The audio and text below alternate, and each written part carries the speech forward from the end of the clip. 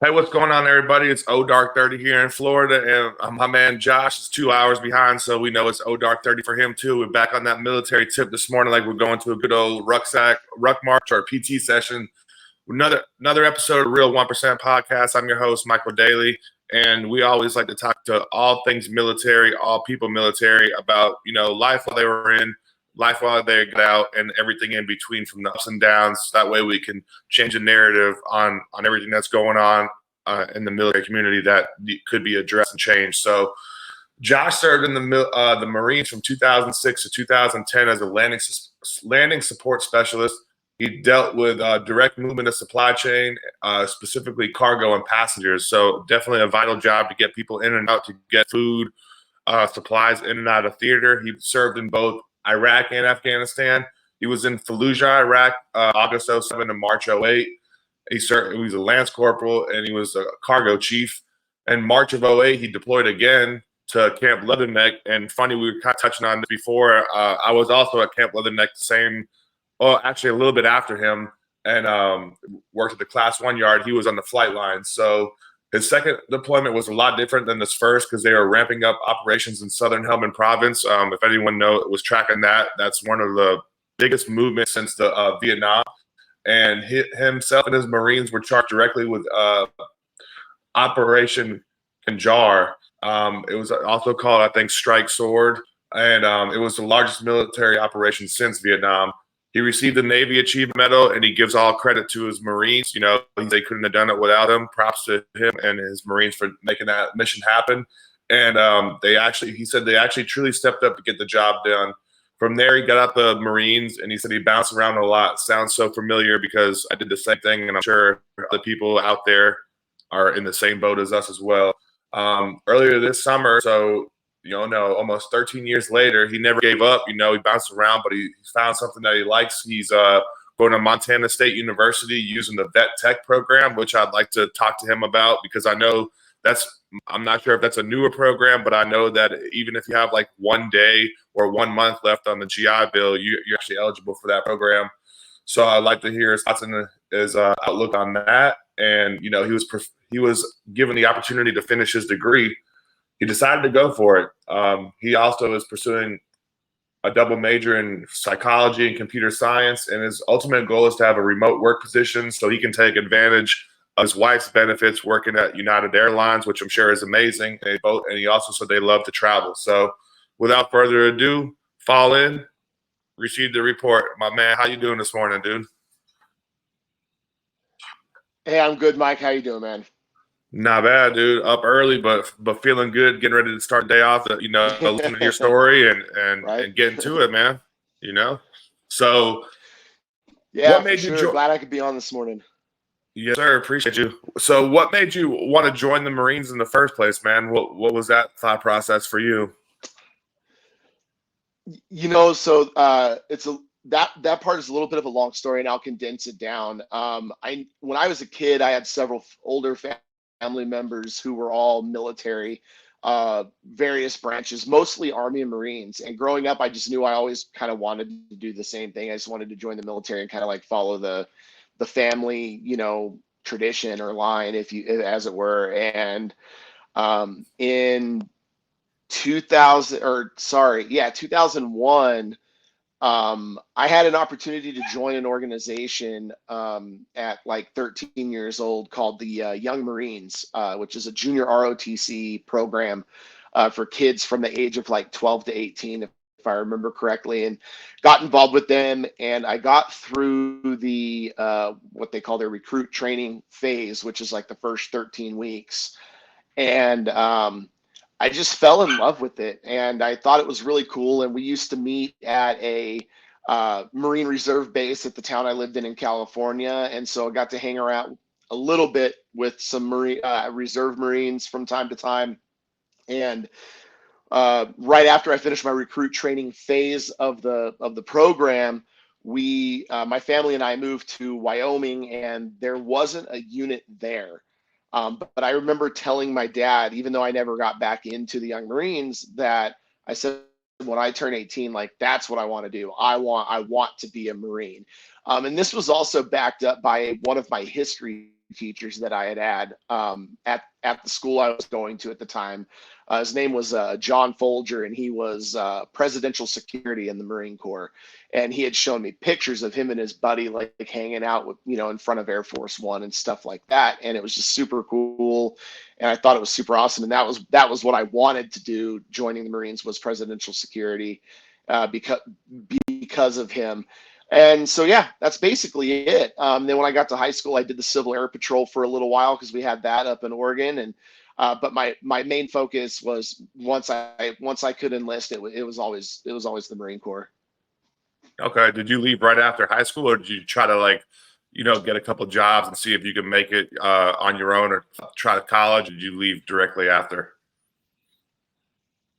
Actually, I left a little early. I was going to be one credit shy of graduating on time, and I ended up going to this alternative education program at my high school. It was called CE2, and at the time, whenever you graduated from them, it was just a high school diploma from the school. And so I chose to go down there so that I could catch my credits back up and graduate on time. And I actually ended up graduating about, well, I didn't graduate, but I finished my credits about 2 or 3 months ahead of time, before the actual graduation in June. And so I called my recruiter up and was like, "Hey, I want to get the hell out of this damn town. Can I, can I leave early?" And I was supposed to leave in August of that year, I ended up leaving in April instead. I had to give up the presidential security track that I was on because the boat spaces to get me in there to get me on that track were all full. And so I ended up choosing the what was called the Charlie Juliet option, which for the few guys out there that don't know what an options contract is, it's basically just a distilled version of an open contract. So instead of saying an open contract where you could be put into any MOS that branch has to offer, an options contract, it limits the number of MOSs. So like the combat or the Charlie Juliet option, there's 5 MOSs under that option, and I ended up in landing support, and then that's how I ended up as a red patcher in the Marines. How'd you feel when you found out that was you're going to be your job? Were you kind of excited? Did you not really know how to take it, or what was your outlook on that? Yeah, so so I went to boot camp in April, turned 18 in May, and then at the end of boot camp in July, when our drill instructors got us all into our little school circle, was giving us our MOSs, and he told myself, you're going to be a landing support specialist.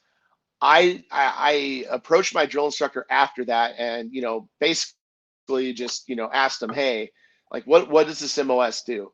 And his response was, I have no freaking clue. I don't know. I don't know what you guys do. I have no idea what landing support specialist is.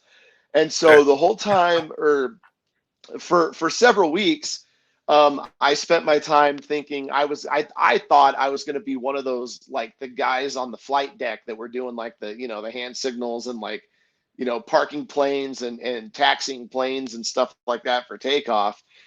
And I got home on boot leave and went and talked to my recruiter, and I was like, "Hey, what is my MOS? Like what do we do?" And he goes, "I don't know. I just know that you guys wear red patches on your camis." And I just went, "Oh, okay." And I'm like, but he's like, "But I don't have no idea what your guys' actual job is." And I didn't find out until I got to MOS school what I was actually going to be doing. What they let you know when you got there? What was the whole gist of the job when you got there and actually talked to someone that knew what you did? Yeah, so we got to MOS school, and we got into class, and it was kind of funny because our instructors basically asked all of us. They were like, "How many of you did not know what this MOS was, and how many of you have been asking other Marines for the past several months and nobody has been able to give you an answer as to what we do?" And literally, like, it was probably like 85% of the class is just like, and so we all had this like shared experience. And so our instructors told us, they're like, that's right, because nobody freaking knows exactly what we do.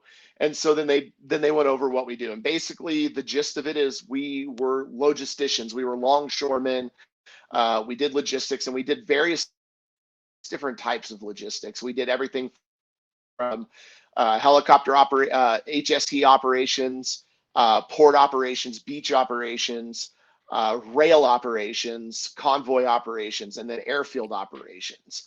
And so that's what we spent 5 weeks learning, was all those different aspects of loading and unloading cargo, and dealing with manifesting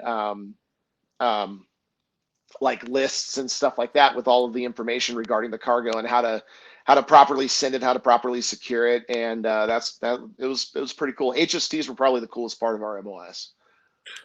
Let me ask you a question real quick.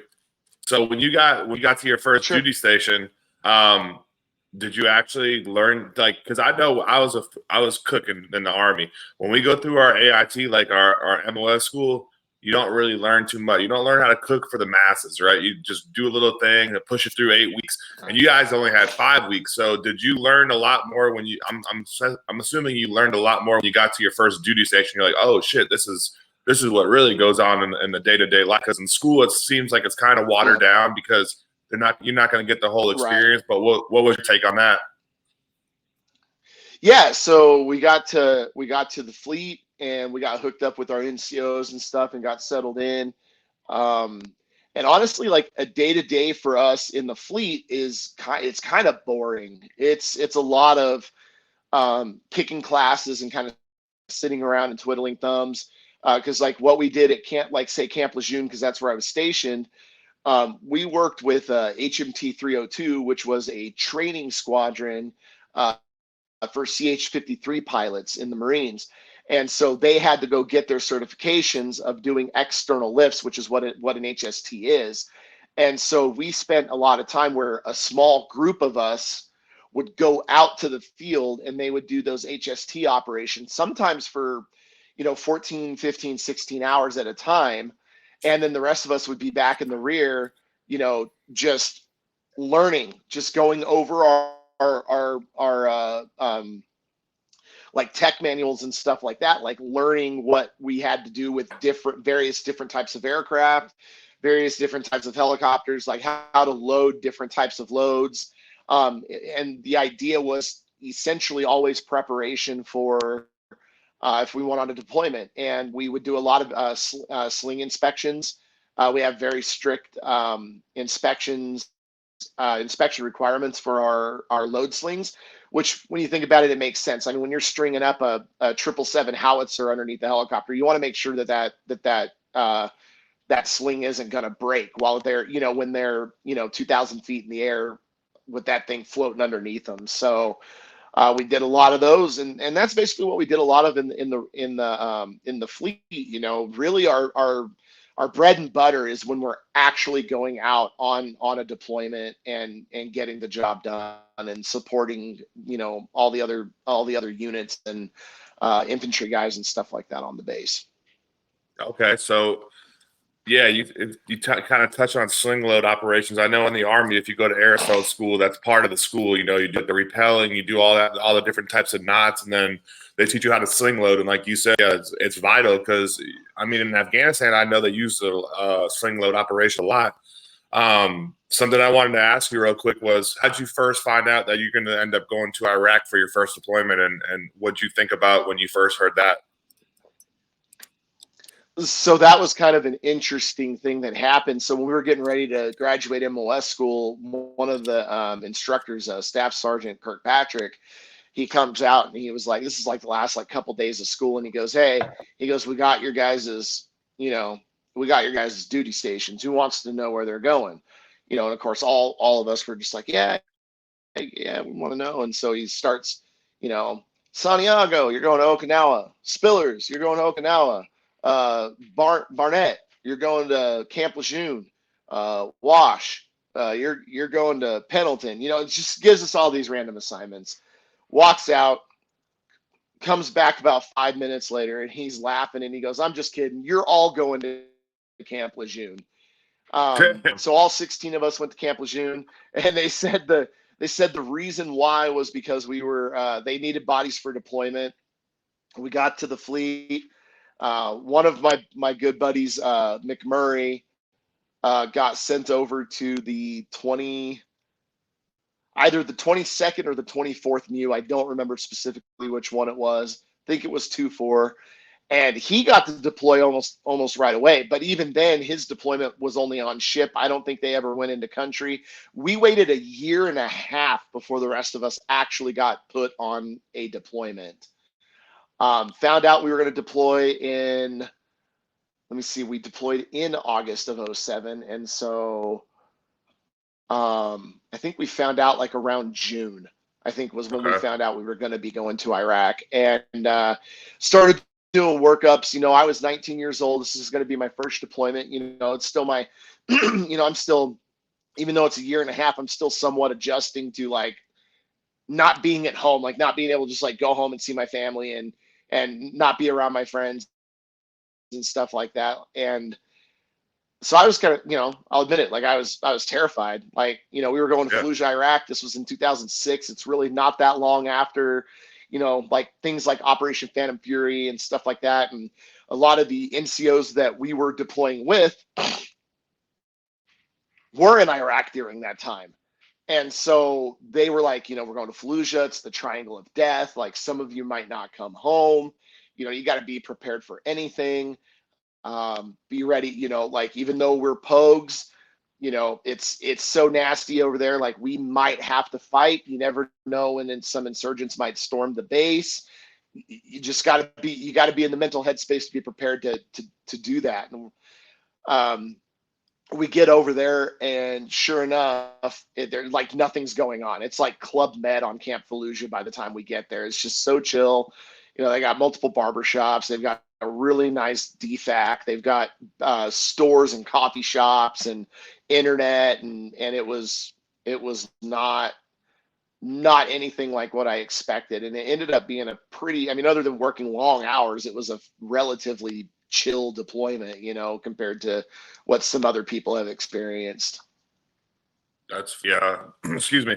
It's not, I guess that's not necessarily a bad thing, right? Because like you said, shit was hitting the fan before that time. They had to build it up and clear all those cities. And all branches took a lot of casualties. So like, luckily, hopefully you didn't have to really experience that. But I know that the story was different at Leatherneck though, dude, because I was there and I was looking it up before we got on. It was Unit 3-5. It was Dark Horse. That was the most casualties that the Marines have ever taken in the unit, I believe, and that was in Helmand Province, and that's where you were at, your second deployment. That's where I was at, my first deployment to Afghanistan, second deployment, because I was at TQ, Al-Taqaddum, at a Marine FOB, my first deployment to Iraq. So I was like you, like it was a big-ass base, and they had all these people there, and, it wasn't really that bad, but Helmand Province, Afghanistan, even though we were on Leatherneck and it really didn't really get too much IDF or nothing like that, the surrounding areas was a different story. So how long did you end up, a little like two-part question, how long did you end up staying in Iraq for? And then what was the turnaround time for you to get yourself over back to Afghanistan? So my time in Iraq was about 8 months. It was from August of 07 to March of 08. Yes, it was like it was about 7 months. And then it was a year almost to the day from my deployment from the end of my deployment to Iraq to the beginning of my deployment to Afghanistan. And my deployment to Afghanistan, the way we learned about that was a lot different than Iraq. I got a text message from one of my staff sergeants at like 9 o'clock on a Wednesday night, just randomly. And the text was something to the effect of, and mind you, I'm trying to remember back like 14 years now. So I'm paraphrasing what the text said. I just remember getting the text. The text was basically, hey, pack your shit. We're going to Afghanistan and we're leaving in 6 weeks and we don't know when we're coming home. Oh, damn. A little bit different Club Med, I guess. And then, shit. A little bit different. And then the next day we woke up and I got myself and several other Marines got called into the company office, and we got our orders to go over to Combat Logistics Battalion 8, which was the unit we were going to deploy with, which was the unit I deployed with to go to Iraq, actually. So that was kind of cool to get to deploy with the same unit twice. But yeah, that was just kind of a bizarre type of thing. It was just like the next day we got our orders, and they were like, hey, like you're going to CLB8 today. So like as soon as you leave the office, you're going to your room, you're packing up your SIF gear, and you're emptying out your wall lockers, and you're walking across the field to CLB8's barracks, and you're checking in with them. And then that was it. We were just back with CLB8, and we didn't even do workups for that deployment. We didn't have time. Yeah, no turnaround time. You probably did a little bit of block leave right beforehand, and yeah, it's just like in those time, man, those years we were in, and other people as well. Like it was just one after the other. I did the same thing, dude. Went to Iraq before we even left Iraq. We already had orders to go to Afghanistan, or like we already were coming down on orders to go to Afghanistan a year, like you said, almost a year to the date. Yeah, dude. And the crazy part about the Marines and Army is we were supposed to do a 15-month deployment, dude. We got cut to 13 and a half. But guess what? We seen the same Marines stay there. They left, and the same Marines came back again, dude. Kind of depressing for the Army unit because you're like, holy shit, we're still here. And then at the same time, depressing for the Marines too, because it's the same people coming back to replace you, dude, or coming back over. So it's kind of crazy. Yeah, it was definitely kind of wild. I mean, so the way we were told by our unit with CLB8, once we got over to them that day, they said, you know, they kind of hinted at the operation, but not much. And they basically just said, you know, look, we don't know how long we're going to be in country. We could be in country for 7 months. We could be in country for 18 months. We don't know. So hope for 7, but pack for, you know, at least. Because 13 months, you know, for the Marine Corps, 13 months is kind of like the long deployment, you know, and so they were saying, hopefully we won't be gone longer than 13 months, but we could be. And so we packed and we left. And even once we got over there, it was different. They're like, oh, we're going to go home in August, or, oh, we're going to go home in October, or we're going to go home in, now they're saying we're not going home till next March, you know. And it was just always, it was up in the air for probably the first like month and a half, 2 months of that deployment. We really had no clue when we were going to actually come home. That's wild. What were you thinking when they told? What were you and your colleagues and your battle buddies and stuff like that thinking, dude? You guys talk about like, holy shit, we don't even have. What are we doing? Are you just really taking day by day? And I mean, it's nothing you could change. Like, how'd you attack that mentally? You know, it was that's an interesting question, and mentally it was kind of a kind of a mind game, honestly, or not a mind game. It was more of like excuse my language, but a mind fuck, you know, because we just didn't know, and it was crazy. It was a completely different, you know, mental experience, because we get over there, and you know, for the guys who went to Afghanistan, you know, post like 2009 or 2010 ish, you know, when we were there, LSA 1 was barely being built. There was like one row of tents in LSA 1. There was like a small dining facility. We got there and they issued us, they're like, okay, guys, you need to huddle up for you. Like, we didn't even get issued ammo before going into Afghanistan. We didn't get it till after we got there. Whereas like when we were in Iraq, when we were going to Iraq, if I remember correctly, we got issued our ammo in Kuwait before we went into Iraq. Yeah. And so, you know, we didn't get it till after we got there. And that wasn't even for like maybe a couple of weeks. And even after that, they only gave us like 2 rounds of like 20, 2 rounds of 20, or sorry, 2 magazines of 20 rounds. And that's much, basically right? All we had. Yeah, that was basically all we had and all we were given. And somebody made a comment. They're like, really? Like 40 rounds? Like if we get, like if they wanted to attack us, like we'd be kind of SOL. Like we're, you know, we don't have any, you know, and they're basically just like, they're like, we would give you more ammo, but that's all we have right now. And so we didn't get more ammo until probably 2 or 3 months later. I mean, it was a while later. And so, yeah, it's just kind of crazy because it's just like, you're walking around with hardly any ammo. You're walking almost everywhere because as you know, the not HE, but the motor T guys, they're transporting materials and stuff around to help the engineers and all these guys like build the base up. We had guys that were basically voluntold to go help with the engineers. Like, you guys are going to be filling sandbags and helping the engineers stack sandbags and fill up these HESCO barriers and get this area secured so that we can start building up these LSAs so that we can start bringing everybody in for Operation Conjar. And that's crazy that you say that because you were a little bit before me. But when I got there 2010, 2011, dude, they had LSA 4, 5, DFAC 1, 2, 3, 4, DFAC on the flight line.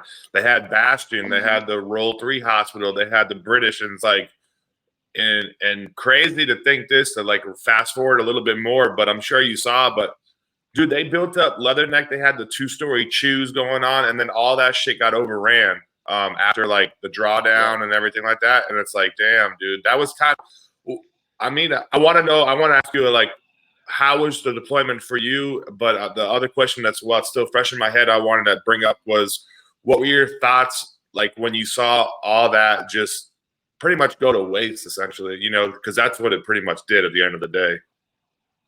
Right. Yeah. That was definitely hard to watch on the news, watching the base just even in Iraq, like all this stuff that just immediately got retook after, 20 years of fighting and establishing, relationships and stuff like that over there. And, working with the British was a pretty phenomenal experience. And, I was there. It's funny you mentioned the DFAC on the flight line. Like, I remember the day that DFAC, I remember the day that DFAC opened. It was like 2 weeks before we got to come home. And so for like the last 2 weeks of deployment, we got to just walk across the street to go get lunch and stuff. And it was so nice. That's not But bad. yeah, man, it's tough because, during the time I was over there, I'll say right now, like, I didn't have to. I was very fortunate that I didn't directly have to experience combat. I definitely experienced the results of combat, unfortunately, but and because of that, like, I saw a lot of stuff that happened with our Marines, our soldiers, our sailors, and occasionally airmen, and so having that, set heavy on my heart, from then till even to today, and then watching that base, watching basically what we did over there mean almost absolutely nothing is just kind of like, to me, it feels like a bit of a slap in the face to those who did give their lives, who were in the shit, who were the ones doing the fighting. And it sucks for them. For me, it sucks for them, and it's just unfortunately the way of the world. And, unfortunately, it's not something that, it's definitely not worth going back in there and retaking all of that, but yeah, it definitely stings a little bit.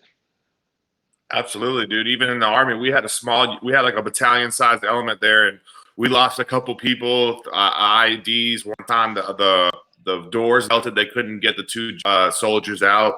And another time, someone fell out of the turret, and then but like, dude, helmet practice was no joke. And at the same time, it was like you heard about a ramp ceremony every day, or it'd be like River City Black, and that means someone passed away, unfortunately, dude. So like, even though you didn't have to experience it firsthand, you still were in it firsthand, because I'm sure you knew people just as well as I did, man. Just because we weren't out there kicking doors down didn't mean we didn't experience combat. So sorry to hear about your experiences on that. And it just sucked absolutely to see that happen. Did you ever, okay, so after that deployment, it seems like you didn't have much time left on your contract. What prompted you to say, you know what, man, I'm pretty much done with this being in the Marines? So I was young, and I turned 21 while I was in Afghanistan, and I had kind of developed a little bit of a chip on my shoulder at the time. I was in range for getting promoted to sergeant, and I was running.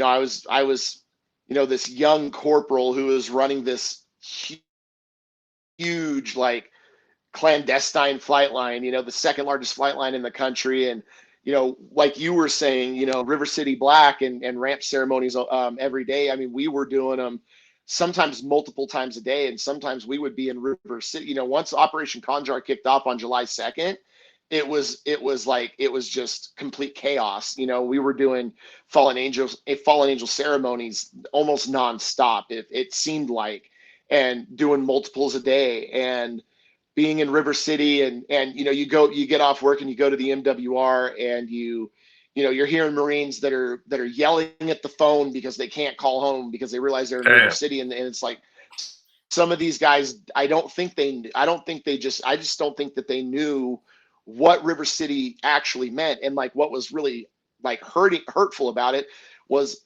I was the one, like, this is me getting off work, so I was the one who just did that ceremony.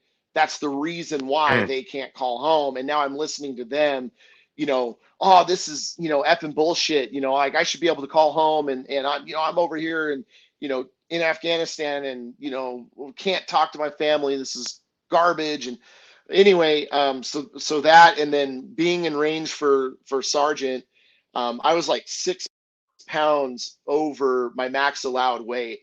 And my company, I had my staff sergeant was putting me in for a meritorious promotion package to our company, and our company kept non-recking me. They kept denying it and then non-recking me because I was just a few pounds overweight. And even though I was PTing every day, I was working really, really, really hard. I really wanted that promotion.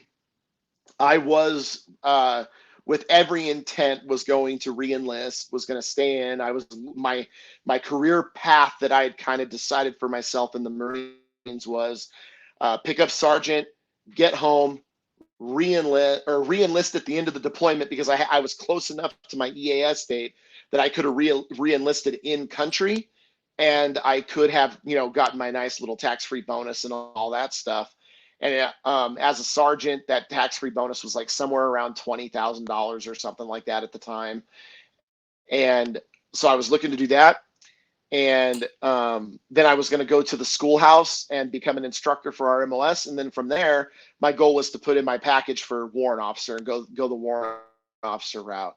But I couldn't get promoted. And I finally got pissed off enough about it that by the time we got home, I just said, you know what? If I get promoted between now and the time I EAS to sergeant, I'll stay in. If I don't get promoted, I'm going home.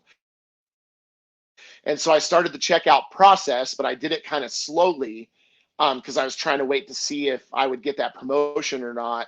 And I ended up not getting it. And so I decided to EAS and go home.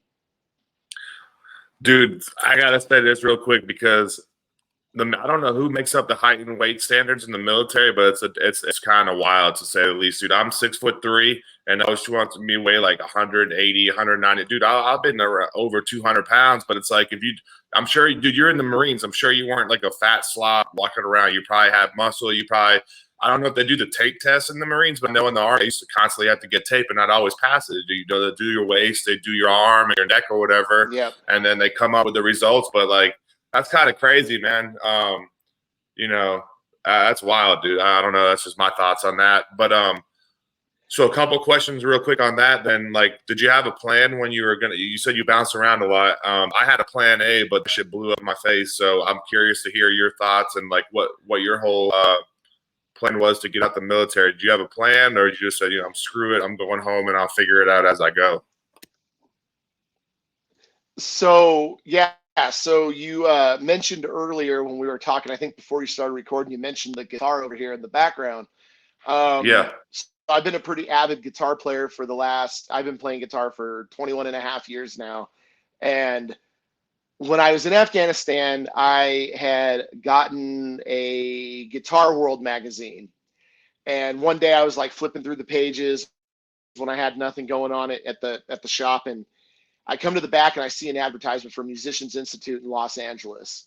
And my staff sergeant gets back from his meeting.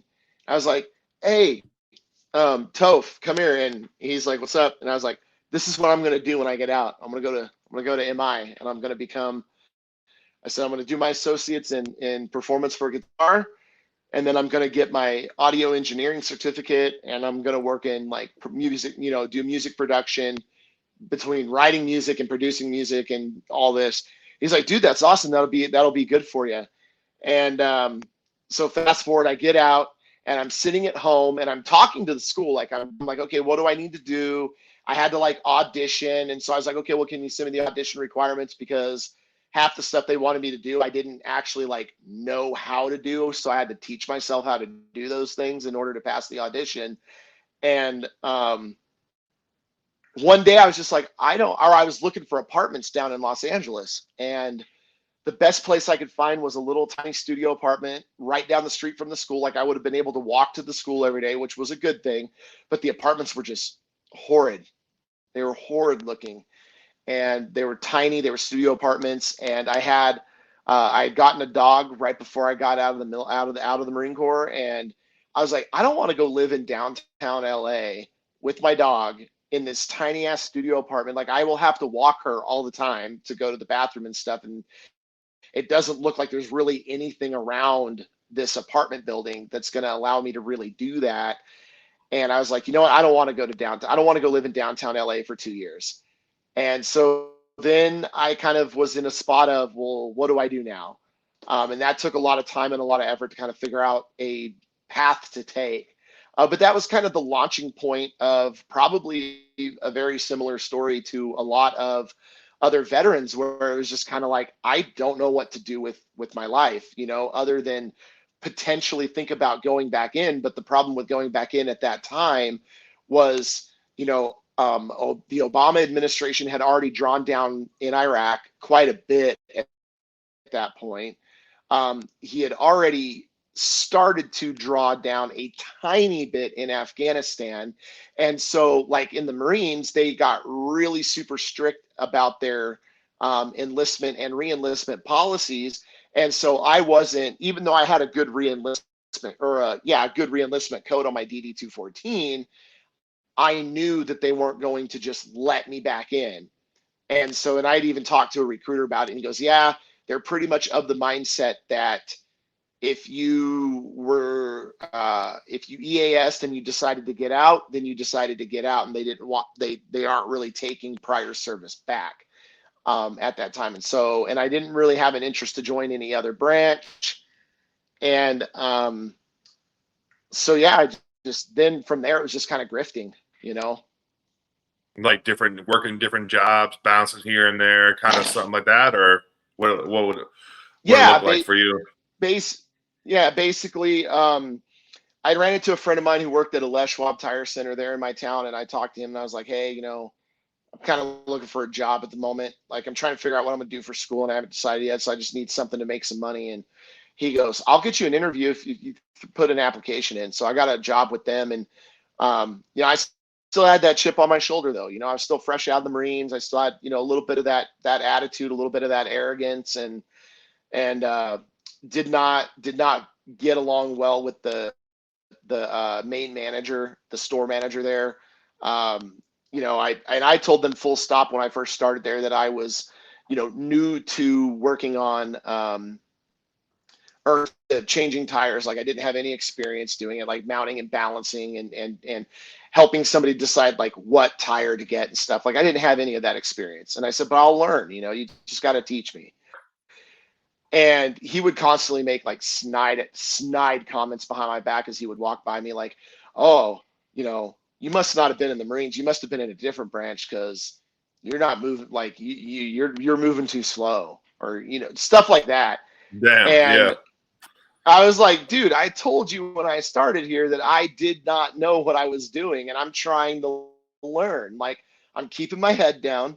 I'm doing my job. Yeah, I am doing it a little bit slower than the other guys because I'm learning the steps of what to do and making sure I don't mess it up. And I even turned around and I asked him, I was like, well, would you like me to go faster and screw up a customer's tire and you have a lawsuit on your hands? Like, I'll do it. And yeah, so like that little bit of not being able to just kind of like absorb his crap, and I was just immediately throwing it back at him. And I made it about 2 weeks at that job, and I just threw up my hands and was like, I'm done. Like this, I'm not going to deal with this. I don't have to deal with this. And so I ended up leaving. Like this guy even talked trash, because by then I decided that I was going to go to Motorcycle Mechanics Institute down in Phoenix by this point, by getting this job. And I was talking to him about it, and like or during the interview, and he actually had the nerve to trash talk the school. Like, oh, there's better schools out there that, teach motorcycle mechanics. Like we got what's his name's going to Wyotech to learn how to work on cars and do this and that. And I said, there, MMI is literally like it is the only motorcycle mechanics school. Like Wyotech has a very small division of it over in Florida. And I was like, but I'm not going to Florida. I'm going to Arizona. And I was like, and they are the #1 motorcycle mechanics training program in the country. Like, what are you talking about?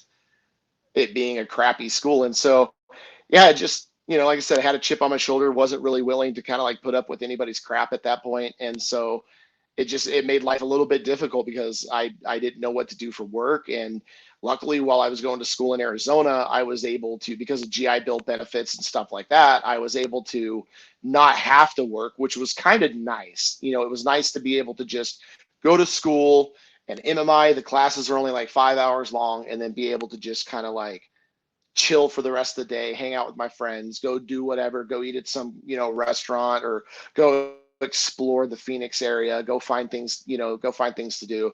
And I think having that couple of years of time of not really like working and not having to focus on it, it gave me time to start to process that, like, I'm not in the Marines anymore, and I need to not leave it behind, but I need to start kind of putting it behind me and start figuring out, who am I without the military? Like, who am I as a civilian? What does that mean for me?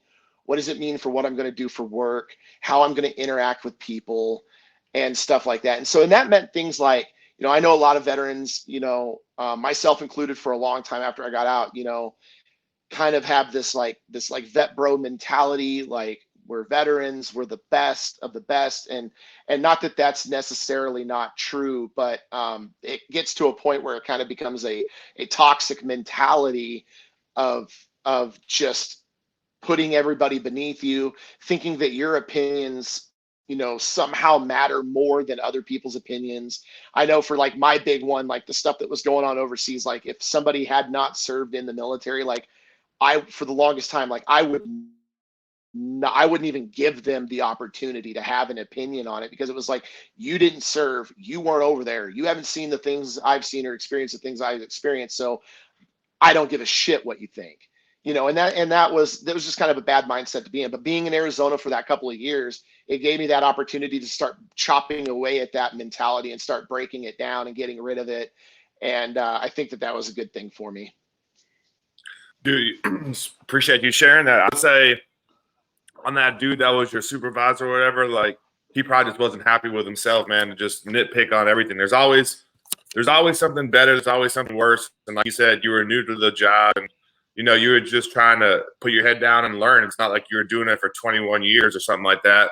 So screw him. I guess that's how what I mean? I went through a lot of jobs too, man. And I feel like we have similar story of just like kind of finding out your why, or finding out, your next mission after the military, and just trying to put that chapter aside and move on to the next thing. But it's kind of hard when you get out there and okay, for instance, you were running the flight line.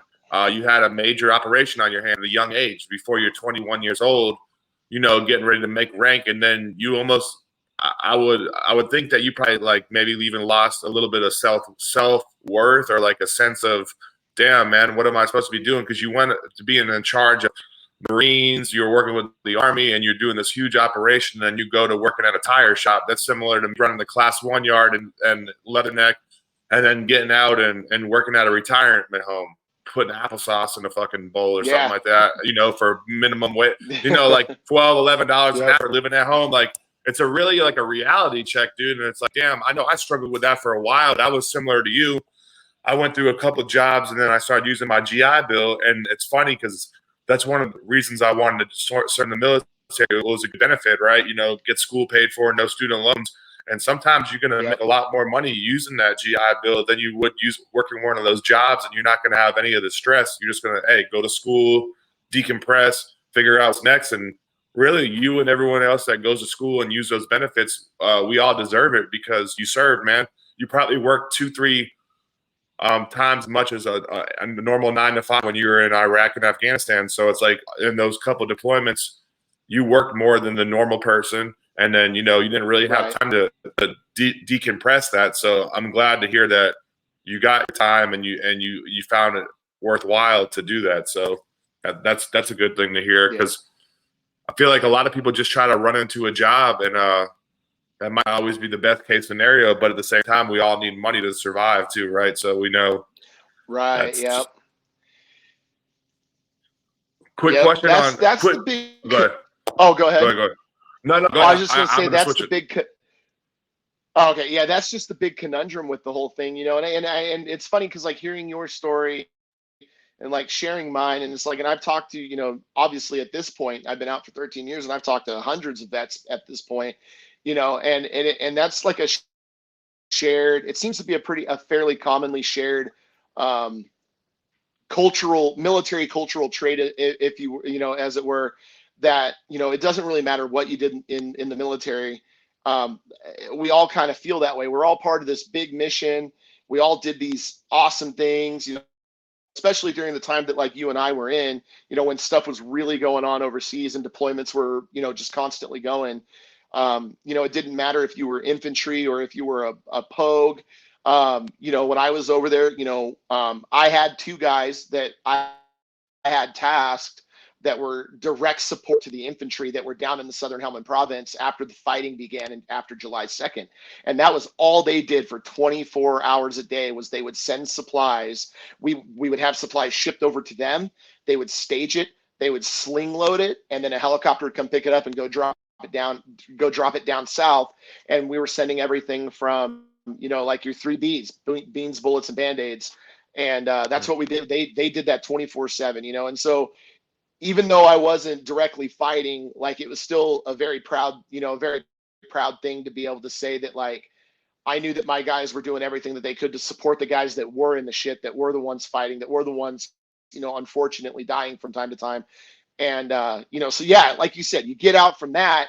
You know, I was 21 years old, 20 and 21 years old, running roughly 40 personnel under my belt, under my ship that I was in charge of, between the Marines, the Army, the Air Force, and then even a few British guys. So I even had, you know, a multinational force under me, a few guys from a multinational force under me. So you take that, you know, and of course it builds a little bit of confidence and a little bit of arrogance in a young person doing that type of thing.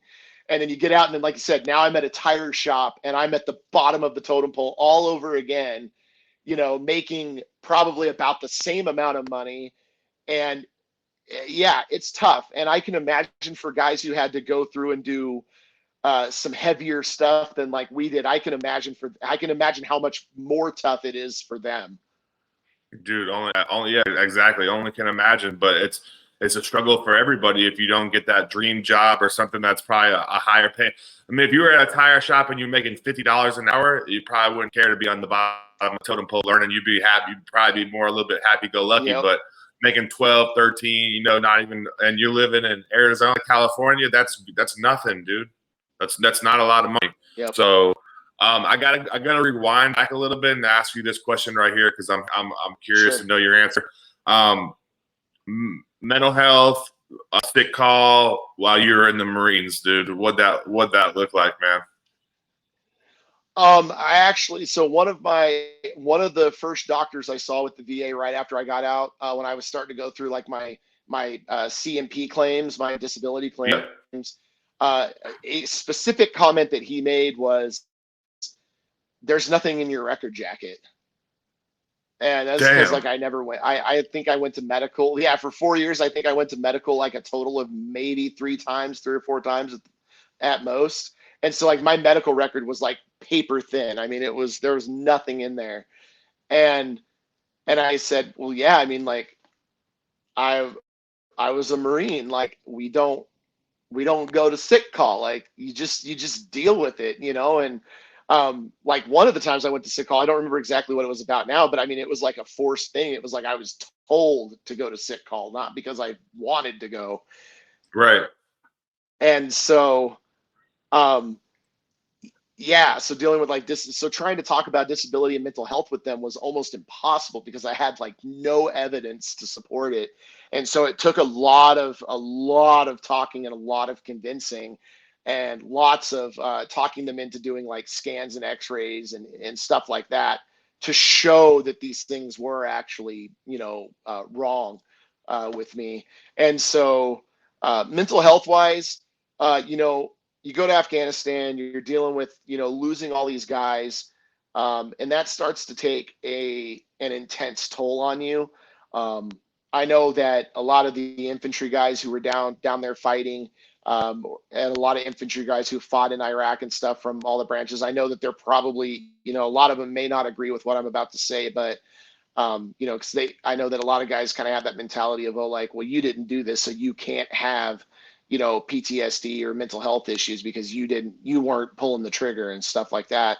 Um, and I think what they don't realize is, I was a Marine and I was trained, they say every Marine's a rifleman first, and they trained us how to do that at the basic level, in boot camp and then later on in MCT. And it gets reiterated to you multiple times from commanding officers and stuff like, always be prepared.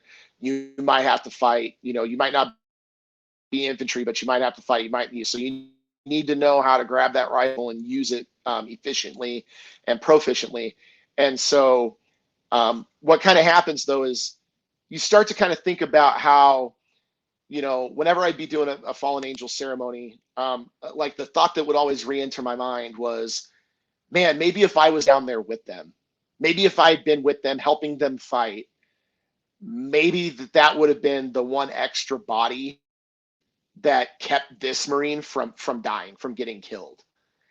And and I know, like, to say that out loud, like it, it sounds a little bit ridiculous. And it's like, obviously I know that, like, there was nothing that I could have done any better than any of the other guys that were down there that would have prevented that Marine's death, because I definitely had less of the combat training than they did. So if anything, it would have been worse for me to be down there with them, but that's the thought process that enters your mind, because here you are, you're standing on this flight line, and when you're directly involved with these deaths, with getting these guys home to their families, it takes that toll on you, because you start to think like you start to feel guilty because you're like, I'm sitting on this fob every day, I'm not doing anything, I'm not getting shot at, I'm not shooting at anybody, I'm not getting blown up. These guys are, like, what am I doing? This isn't right. Like, I shouldn't be here. You good, man? Sorry. Yeah. Oh, My bad. I'm choking. I'm choking no, on my don't own worry. spit over here, dude. My bad, dude. No, it's okay. It's all good. Yeah. So yeah, you start having these thoughts and just this idea that, like, man, if I should be down there fighting with them, I should be helping them. Like, I should be a part of this. But you ultimately, you have to level with yourself and be like, there's several reasons why that can't happen. And one of them is, this is my job. And the best thing that I can do for them is to make sure that my guys that are sending them supplies are staying on top of it, are staying on the ball, are making sure those supplies are getting sent out as soon as they, like, right when they need to be sent, and getting down there on time. And the best thing that I can do is supervise and manage these people to make sure that that mission is getting completed, so that these guys have the best opportunity to stay in the fight and to stay alive. And standing on the flight line, saluting those fallen Marines and fallen soldiers, sailors, airmen, and stuff. Yeah, it just takes a really hard toll on you, because you start to feel, like I said, you really do start to feel like survivor's guilt from Oh that, yeah. and so for a lot of the grunt guys out there that, that disagree with that, it's like, all the love to you guys, like, my ultimate goal every day was to make sure that they had every tool in their belt that they could have to try and keep themselves alive as best as possible. Hey, I appreciate you sharing that. But first, I want to say I don't think it was ridiculous for you to say that. I think that's respectable. And second, you're absolutely right about the survivor's guilt, dude. I remember the first ramp ceremony I went to in Afghanistan. You got nothing but to cry, bro. You see these caskets with soldiers in there, of all walks of service, and they got a flag draped over them, and they got to load that thing up, man, and ship it home, bro. Like that's a reality check for everybody, dude. So, and like you said, doesn't matter what branch you're in, dude. You're a rifleman first, dude. I was a cook. I had a 249 for my first weapon. So don't let the MOSs fool you, because like you said, if the base got overran, you think they're gonna say, "Hey, go grab a spatula."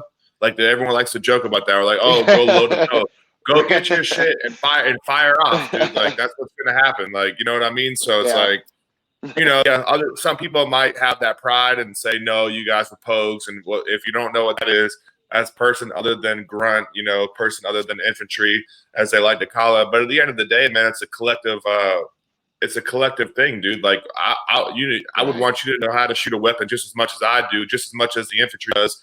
And like to share. If you got knowledge to share or training to share, then do it, because you're only as strong as your weakest link. So that's with any team, dude. So but yeah, dude, definitely survivor skill, definitely like mental toll, because dude, you could have PTSD from a fucking car accident. It doesn't have to be from war. Right. People have, you know what I mean? So like to try to discredit what you've seen and what you've done, and that's nonsense. And for anyone that disagrees with that, they can keep them thoughts to themselves, because our reality, dude, it's kind of sad, the narrative that was put on when we were in the military, and people probably before us and maybe even now, of sick call of even like you said, your medical record was paper thin.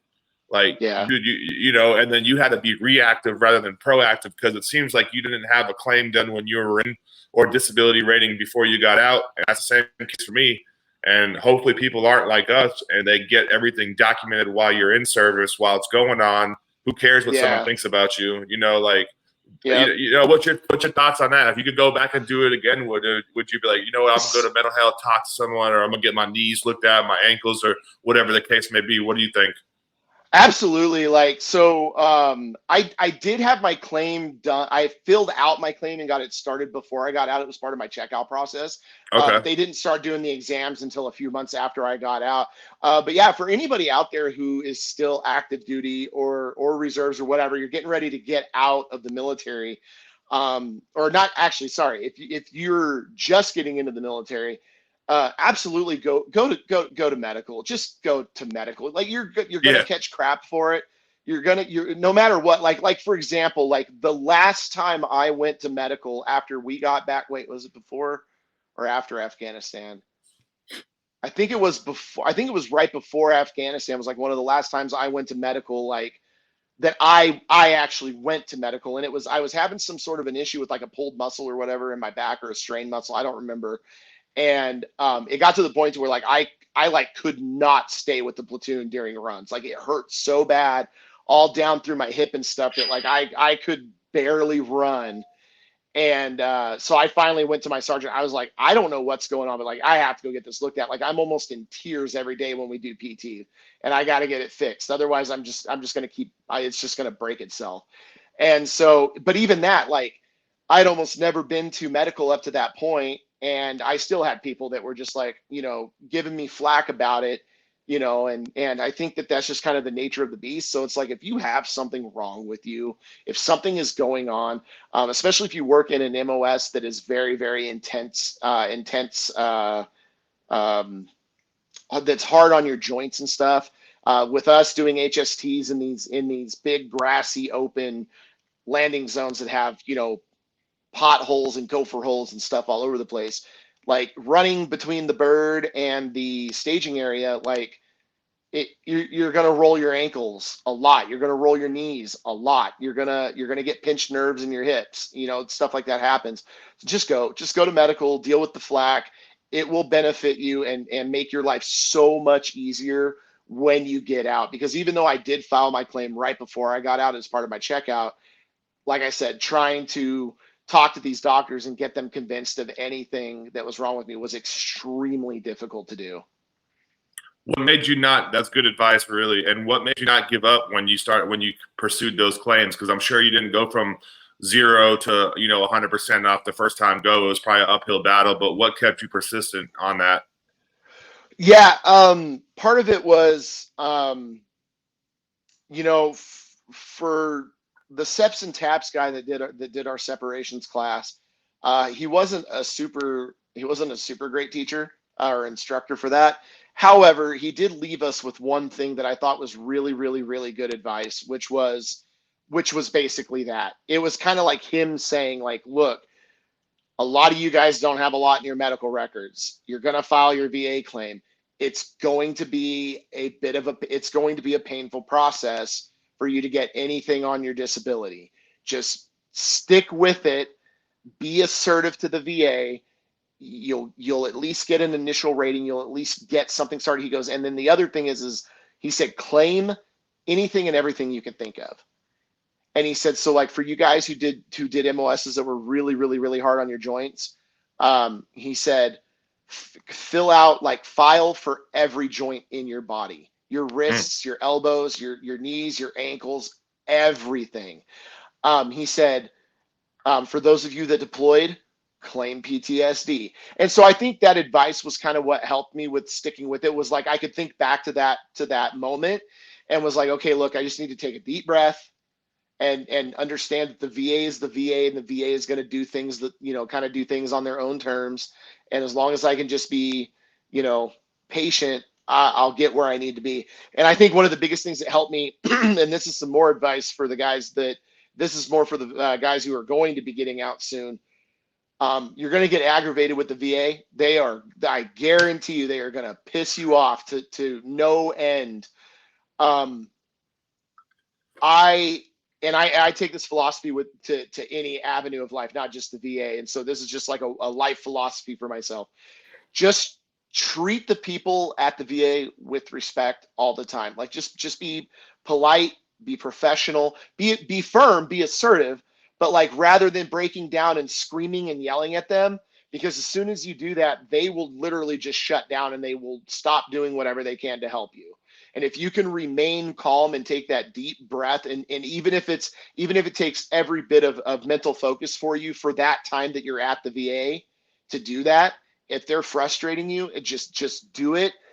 And then once you get done, then go to the car, and then you can do your little screaming. You could scream into the steering wheel if you got to get it all out. Or you can go home and talk to someone, a buddy, go get a beer with a buddy or whatever it is. But if you can make that your main focus when you're in a VA clinic, even the bad ones, it'll get you 10 times further than just going in there and screaming and yelling when you get fed up with their crap. That's good advice, man, because like you said, people are going to shut down, and at the same time, I mean, you're not really doing what you're supposed to do. You got to go in there and be honest, be vulnerable, let them know what's going on your worst day. Don't go in there on a high horse and be like, all right, spillers, touchers, and toes. Oh yeah, I can do that every day. But then when you leave the VA, you're telling everyone you can't fucking bend your back. Well, why don't you go in there and tell the VA that? Because they wrote in your notes that you said you could touch your toes every day. They sent it off to someone else, and then you come back with a 0% or not service connected, even worse than 0% service connected. And you say, well, what happened? Well, what happened was you didn't swallow your pride. You went in there and told what happens on your best day. And like, don't take it personal, but at the same, like, there's good and bad in every organization. And a lot of people like to discredit the VA. We know that they're behind. We know they're overloaded. We know everyone, that's not a secret, but is that going to stop you from getting what you deserve? Absolutely. Ask yourself that question, ask yourself those questions. And if you need help, reach out. You don't have to do it yourself. Like, find someone that's going through it. And for people like you and I, that you did 4 years, I did 8 years, we're like mid-career soldiers. Like, dude, we didn't know people that were getting out of the military. Everyone was either still going in, and there's a few people trickling out here and there, but like, we didn't really get with them. Like, well, hey, how was the process when you got out? You were kind of fed up when you got out. I was ready to go when I got out. We thought I had to figure it out. And don't do that. Find someone that's been out, look, we have so many veterans that are authors that have transition guides. I've talked to a couple of them on here. They got handbooks, they got Google, they got you and I'm sure you answered this call to action. I'm sure if someone hits you up on Facebook, you're in the veteran groups, you would respond with the best knowledge that you could, because we don't want people to go through the same thing that we went through, dude. Right. Like, you know what I'm saying? Like, if you get out and have all your disability day one when you get out, instead of doing 5-year climb or whatever the case may be, or saying, oh, I've been waiting 20 years for this. Dude, wouldn't it be better to have it all when you first get out? Yeah, imagine having exactly. 100% disability real quick. Let's just say $4,100 a month, depending on your dependents. Then you said, I don't want to work at the tire shop. I don't want to work at the retirement home. I'm going to just go straight to school before I get out. Oh, I'm in Florida. Okay, $2,700 a month for Tampa. What's that? Oh, that's $6,800 a month tax-free. Oh, I get the Pell Grant? Oh, wow, that's $800 more a month. You're looking at $7,600 a month tax-free, dude. Not even having to go, you know what I mean? Like, stuff I wish I would have known when I got out, but that's why we're here and trying to share this information now. Absolutely. So, but I wanted to jump into the vet techs real quick, and sure, can you talk a little bit about that? I don't really know too much on it, but I would like for you to talk about it and just how you got into it and how you're liking it so far. Yeah. So a couple years ago, I started looking into getting into computer programming. And I don't remember exactly how I came across it, but I did come across the Veterans Technology Through Education program, or like you said, the Vet Tech program. And I said that just to clarify, so people aren't thinking like vet tech, like veterinarian technician. But because I've had a lot of people ask me, they're like, "Oh, you're doing veterinary?" No, I'm not doing veterinary. I looked at the requirements for it. The requirements are really simple. All you have to have is 1 day left on your GI Bill. 1 day is all you need. And then there's a couple of other like service requirements, but they're basically the same service requirements as even qualifying for like the GI Bill in the first place, like 180 days or whatever it is, like 90 days or whatever. It's a pilot program for the VA. I think they are going into their 4th year of it right now. It's a 5-year program. They get a limited number of limited amount of funding every year. What it is so you go to the VA's website, you can apply to the Vet Tech program directly through the VA. And then if you get approved, there's a list of like, I don't know, like about 30 different programs that are partnered with the VA to provide the training to veterans for full stack development, cybersecurity, IT, like all the different computer science type jobs that you can do. And some of these programs are as short as 10 weeks. Some of them are as much as 20. But if you get approved and you go in on the program, it's basically like getting the GI Bill all over again. You basically get paid GI Bill BAH funds to go to school for this period of time. So I got approved several months ago when I finally decided to actually go for it. And I got approved. And then I found out that they didn't have any funding until October. They were out of funding for the year. And so I was like, hey, I wonder if they will pay if VRE, Veterans Readiness Readiness and Employment Program, used to be known as vocational rehabilitation through the VA. I wonder if they would pay for me to go to one of these boot camps so that I can get into this field.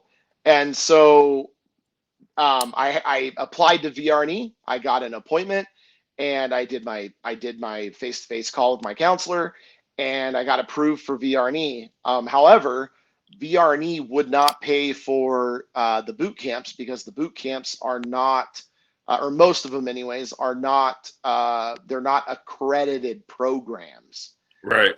And so but what happened was she said, but you are, based off of all your stuff, I can approve you for VRE to go back to school on voc rehab if you want to go finish your degree. And I never thought that that was an opportunity I was ever going to get. Again, I thought I was just going to just forget about even getting my college degree and just work and do different things and just kind of try my best to enjoy life as much as I could. And so when she gave me that opportunity, I went and talked to the vet center at Montana State, and just said, you know what? I talked to my wife about it quite a bit, and I was like, you know what? I think that's what I need to do. I think I need to do this. And I love it. It's been a great experience. Montana State University is pretty awesome. It's definitely a much, much, much better experience than any other college experience I've had in the past. And yes, that is a plug for the school. So for like those of you guys who are considering getting out and going to college, like look into Montana State University. They have a phenomenal veteran support system between tutoring.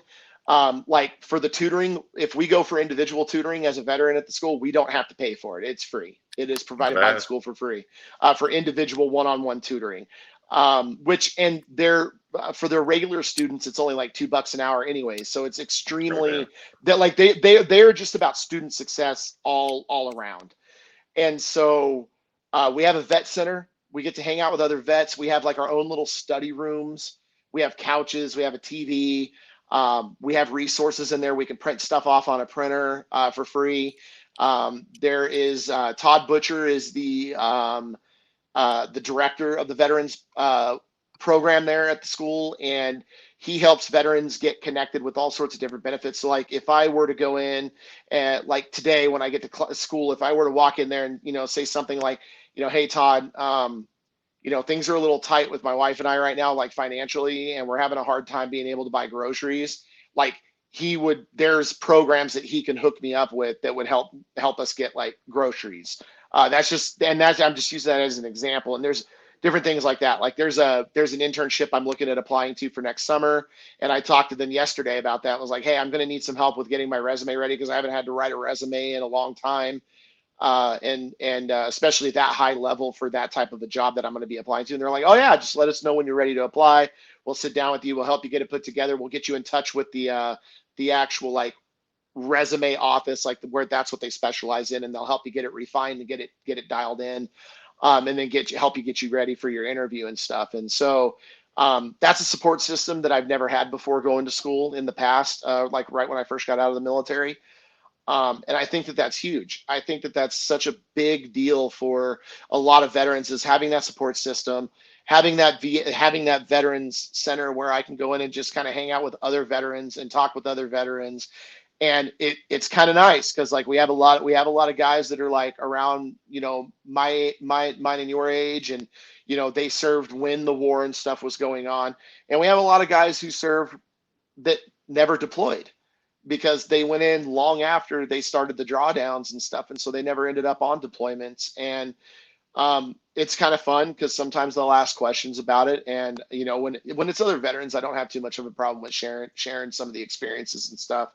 But getting to talk to them and learning how the military has evolved since I've left, you know, and hearing like how things are different, and you know, good and bad things, and it's just kind of nice to see that, like, you know, I'm confident that the military is still in good hands. You know, I know a lot of people are concerned with that, but just talking with the guys at the school that, you know, got out in the last year, you know, there's definitely some things that could be addressed, but I think overall, I think that it's still in good hands. But it's nice. It's really good. It's very good for the mental side of everything.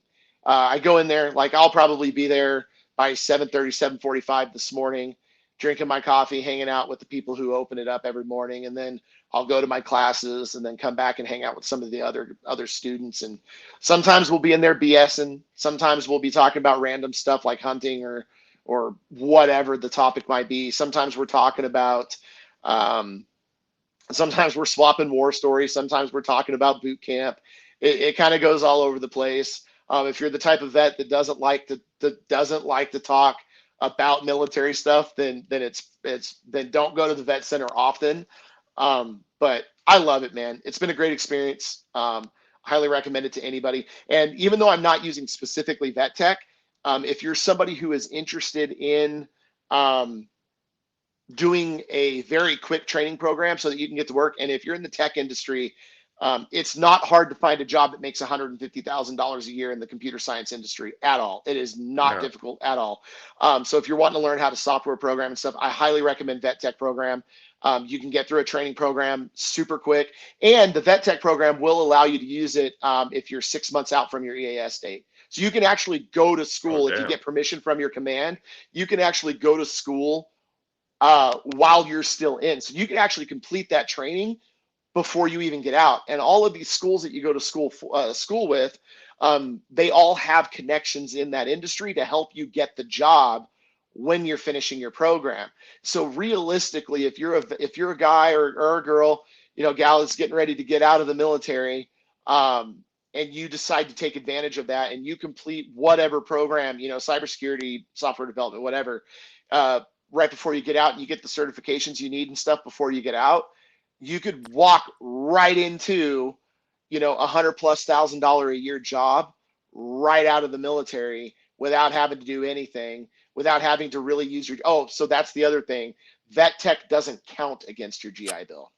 I was gonna ask. I was gonna ask that because you said you only need a 1 day left. That's pretty good too, man. Because you could you could do GI Bill, then you could use your VRE like you're doing. Then you could go to vet tech. So it's like you could go to school for years, dude. That's 7, 8+ years of school, dude. So Absolutely. I Absolutely. mean, nothing wrong with going to school and getting paid for it. It gives you a little bit more motivation than if you just had to go up and you got all this money taken out. So yeah, a lot of people say they don't like school, but a lot of people weren't in the military either, and they got student loans. So, hey, good, Mm-hmm. hey, good for you, dude. I'm gonna look in vet tech too when I exhaust my GI Bill. Best believe I'll look into it. Why not, dude? Why Yeah, for not? sure. Yeah. Montana State Bobcats. I looked up the campus. It's pretty nice. Bozeman. Is it Bozeman, Montana, or Bozeman? Bozeman. Yeah. Bozeman. Yeah, it looks nice up there, dude. I've never been to Montana, but I know we talked about it before. It's beautiful out there, and hopefully I'll be able to get out there one day and take my son out there. He wants Oh, to for see the sure. snow sometime, go sledding or tubing or something like that. But Hey, you guys want to come out in the winter and go snowmobiling? That's my jam. I got a snowmobile sitting out in front of my house right now, getting ready to do an oil change, get it ready for the winter because we're supposed to start getting snow next week. damn. Yeah, man, you guys come out. I'll show you guys around for sure. All right, for sure. Yeah, it's 80 still down here in Florida. It was 70 the It other day, was and people started freaking out, dude. Yep, it was 75 yesterday, so we're still a little Oh, warm, that's but right. we're gonna start cooling off real fast here soon. Okay. Hey, do you know about the VRE? Like when you get done, say whenever you graduate, whenever that is, I don't know. It seems like you have a pretty good counselor, but that's not always the case. But I was going to let you know if you didn't know already. After you graduate, you get actually 2 months to look for a job, and as long as you apply for 5 jobs a week and do your job log, I'm sure your counselor's going to tell you this. You get another 2 months of BAH. Not Yeah, bad, so dude. yep, She told so you she that? did tell me about that. Yeah, no, I thought that was super cool. Yeah, no, the VRNE program has definitely changed a lot since because I did use Voc Rehab right at the end of my last round of education when I was struggling with college. I was able to use VRNE to kind of finish up some things that I was trying to do. It's a lot different now, but I think in a lot of ways it's a lot better now. It is a little bit more difficult to get approved Yeah. for VRNE from what I've heard from other vets that have had issues with it than what it was before. But man, the way they support you now is like super cool. I actually just put a request in for some materials and stuff that I need. Yeah. So hopefully I'll get those soon. But I love it, man. And like my school, like I said, the vet center at my school, they handle like kind of all the paperwork type stuff for me, Okay. and with submitting stuff, and so they really take a lot of the stress and a lot of the headache out of it, which is just phenomenal. That support system specifically is not something I had before, which is something that I do believe is what made it so difficult for me to do college previously.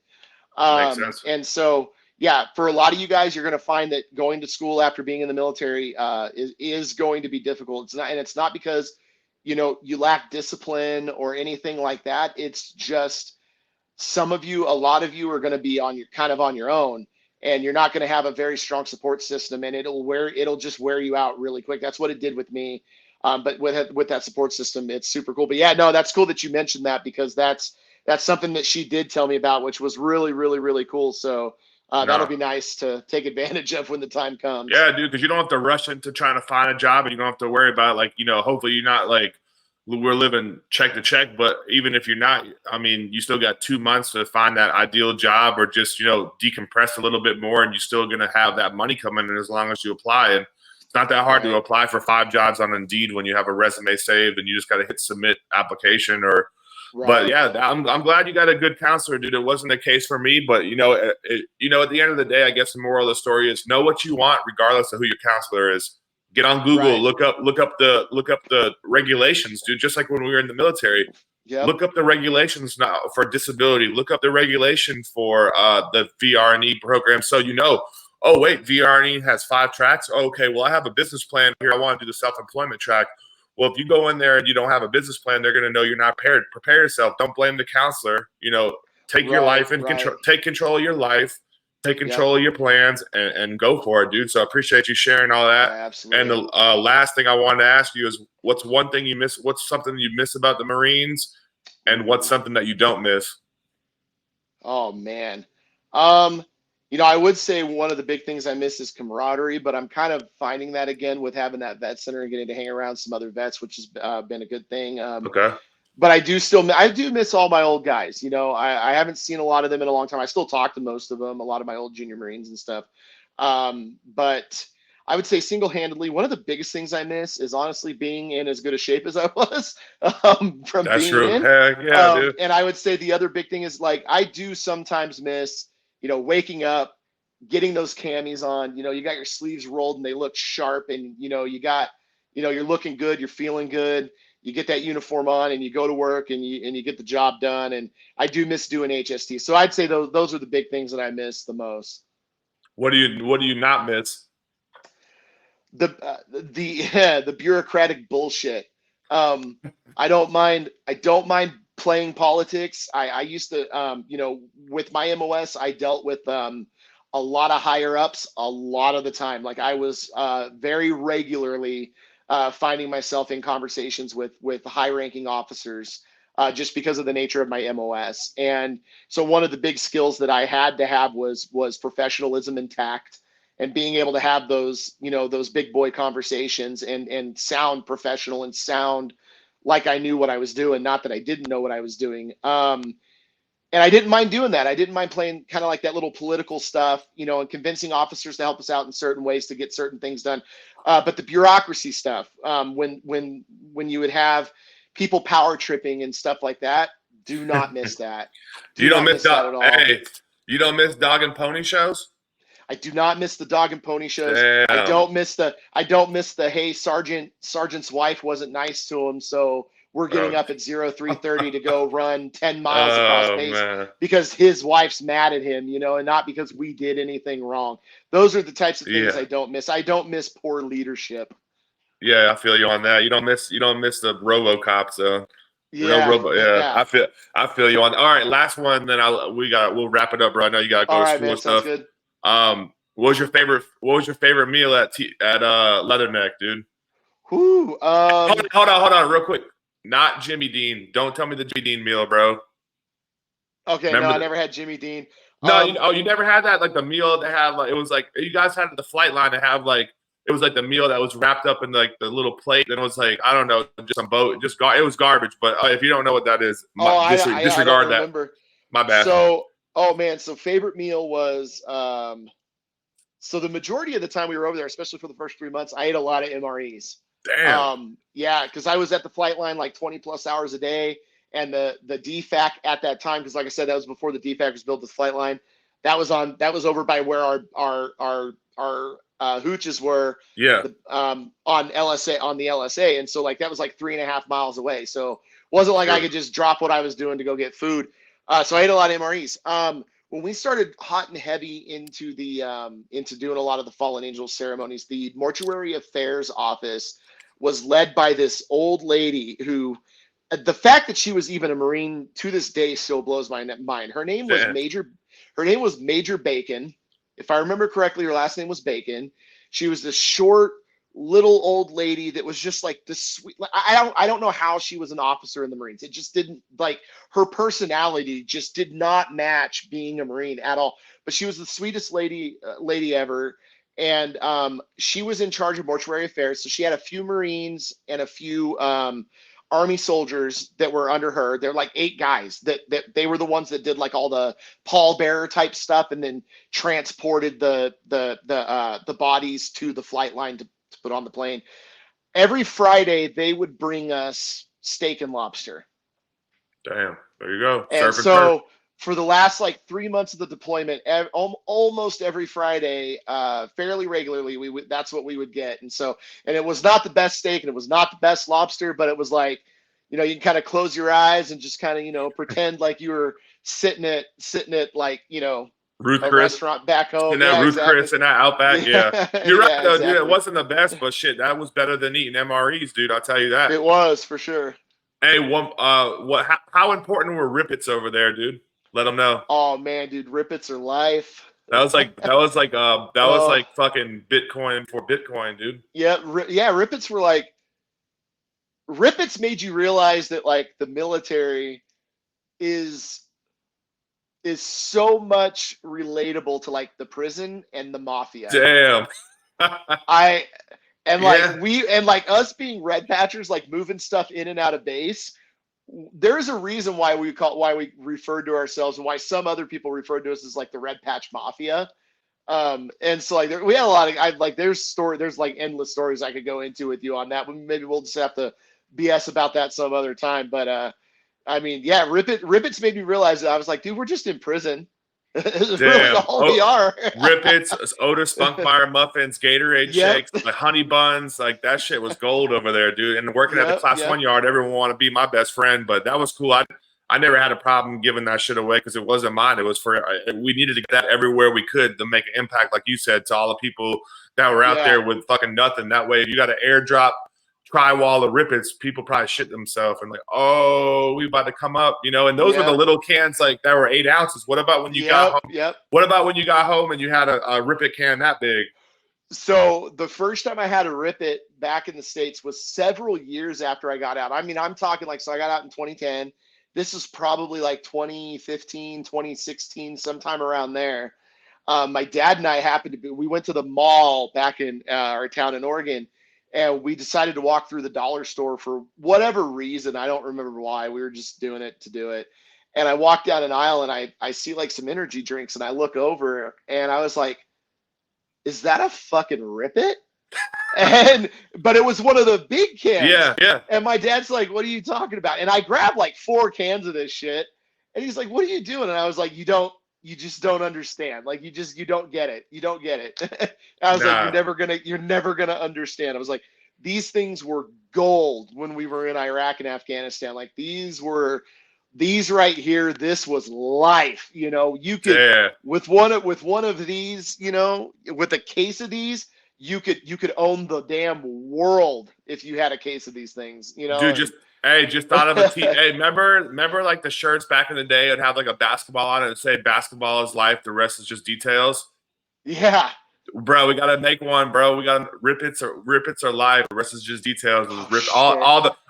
That's a sick ass shirt right there, dude. So I'm about to make that shit, dude. I'm about to put that up on Shopify. You'll be a millionaire by the end of the week. Hell yeah, let's get it, dude. Even I'd buy one of those. That's freaking. And what's great is like only a small number of people are gonna look at that shirt and get the joke, you know, which is awesome. Fuck, dude, I shouldn't have put that on. I don't ever edit, but nah, man, I got to get to work, but I got to get off this shit and get going. I got to get this shirt. I got to get this shirt up, dude. You get that shirt up. Cut this chunk of the conversation out of the video so nobody knows what you got going on. Nah, fuck it, dude. I'll leave it out there. I guess if I'm not proactive like a disability claim, I'll fucking lose my slot, bro. But right, or better yet.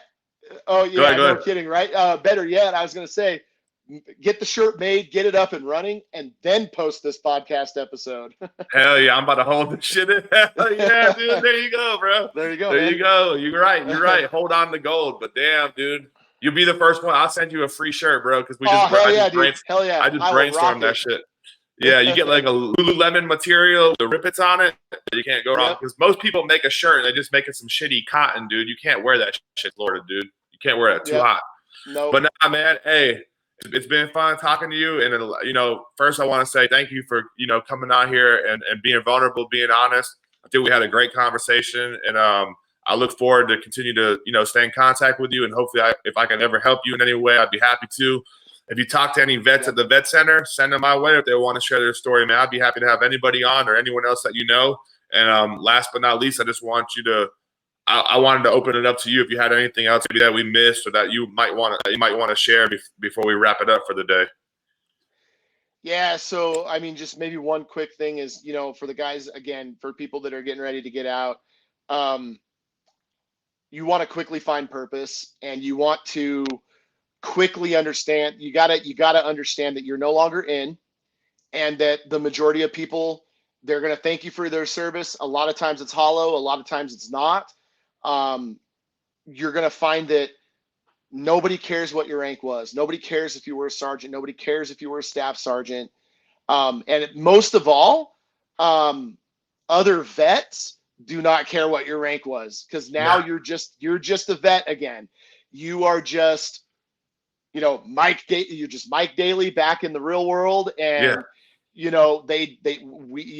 don't care. So like, don't come at other vets or don't come at other civilians with kind of like that air of, oh, I was a staff sergeant, especially like, because I've met a few guys who try to project that onto other veterans, where they think that somehow they're like almost like still in the military. Like, oh, I know I outranked you when you were in, so you have to listen to me. And that's just not the case.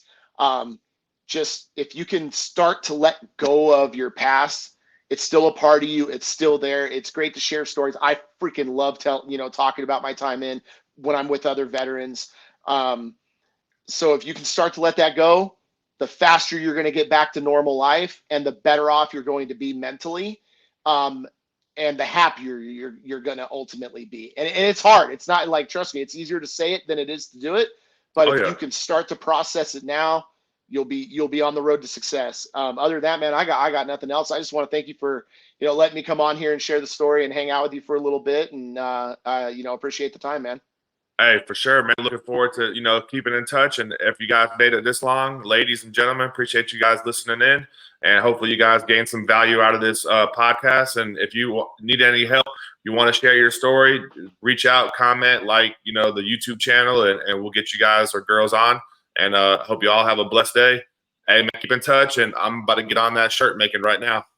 Hell yeah, do it, man. All right, man. I'll holler at you. Have a good day at school, bro. Take care. You do the same. All right, later.